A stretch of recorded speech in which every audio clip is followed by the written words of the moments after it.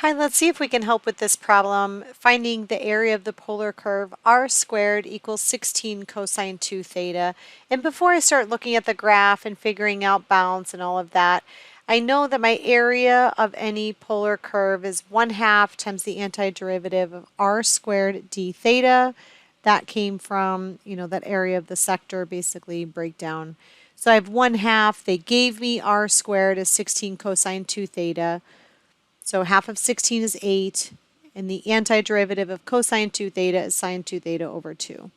So what I don't want to have happen is I don't want everything to be zeros, because we will see that the area is not 0. But I will look at this, any sine of 0, sine of pi, sine of 2 pi, any multiple of that 0 or pi angle is going to give me zeros for its sine value. And so I'm going to want to stay away from those. So I'm going to try to find some non-quadrantal angles that'll maybe help me determine this area a little bit better. And so I can use symmetry to do that. Our graphing calculator does not do a great job of drawing this one. It kind of bounces back and forth and doesn't show it in connected form. So I'm going to go ahead and look at this in Desmos and see if that can help us. Okay, so once I get to Desmos, I'm going to type in r equals square root of 16 cosine 2 theta. I just type in theta and spell it, but you could certainly find it in your calculator as well, in this little calculator guy. So I can look 0 to 2 pi. I can change my bounds 0 to pi. I can change my bounds, so I can see this rotationally. I'm also going to type in so you can see what happens. R equals the opposite of the square root of 16 cosine 2 theta. And you can see that one graph basically traces the other. So I don't necessarily need to look at that negative. If I account for all thetas between 0 and 2 pi, I will get both of these, or the complete 2 loops that I'm seeing right here.